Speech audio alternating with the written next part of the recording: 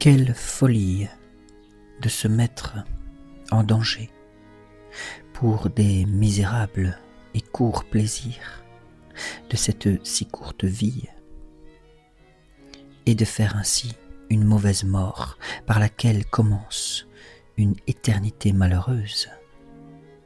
Oh, de quelle importance est ce dernier moment, cette dernière respiration, cette dernière chute du rideau sur la scène de ce monde.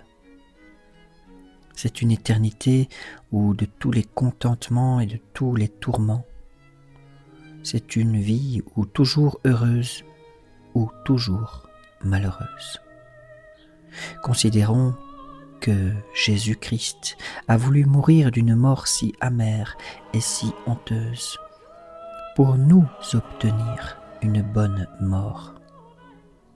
S'il nous fait tant d'invitations, nous donne tant de lumière, nous avertit par tant de menaces, c'est afin que nous nous déterminions à consommer cet instant suprême dans la grâce de Dieu. Un païen qui s'appelle Antisthène, à qui l'on demandait quelle est en ce monde la meilleure fortune à faire. Il répondit une bonne mort. Et que dira donc un chrétien qui sait par la foi qu'à ce moment commence l'éternité, de sorte qu'en cet instant on saisit une des deux roues qui emporte avec elle ou une éternelle joie ou une éternelle souffrance.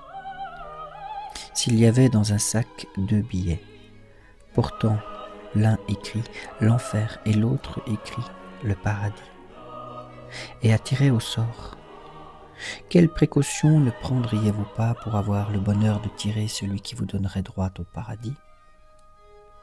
Ces malheureux qui sont condamnés à jouer leur vie, ah, comme ils tremblent en étendant la main pour jeter les dés, de la chance desquels dépend leur vie ou leur mort.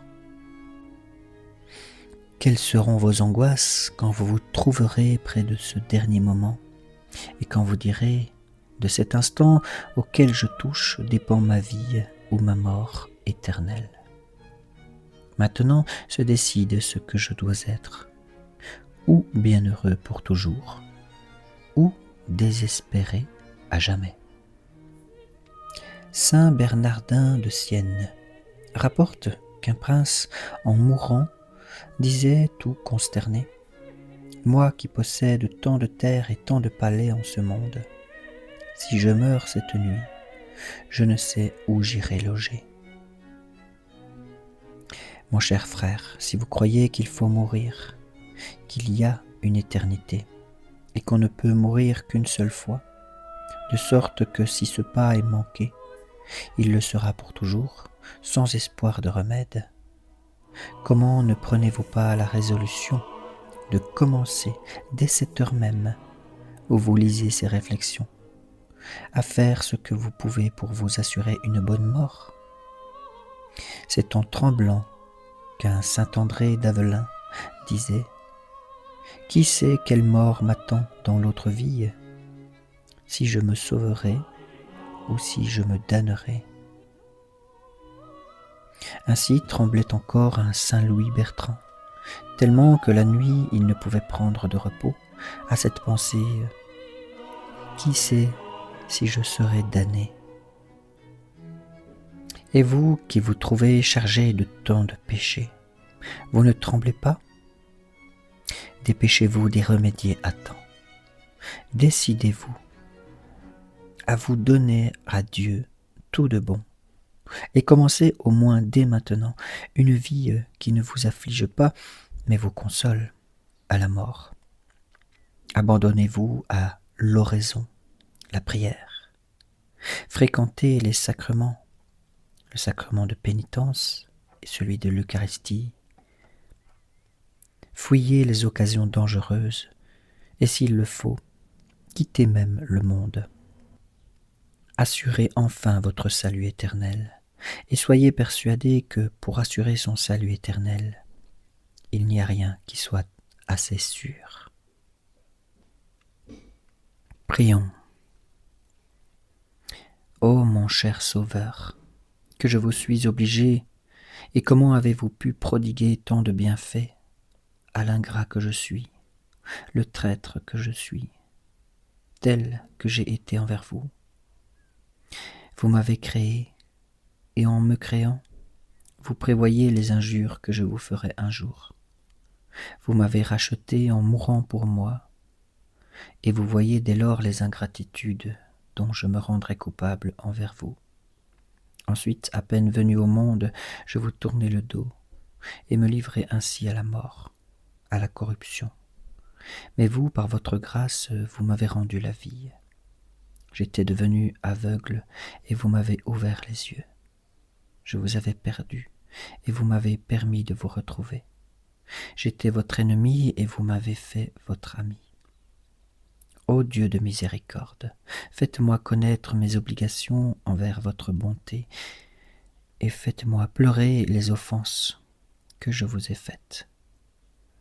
Ah, vengez-vous de moi en me donnant une grande douleur de mes péchés, et ne me punissez pas en me privant de votre grâce et de votre amour. Ô Père éternel, je déteste souverainement les injures que je vous ai faites. Ayez compassion de moi pour l'amour de Jésus-Christ. Regardez votre Fils, mort sur la croix. Que son sang divin descende sur moi pour laver mon âme.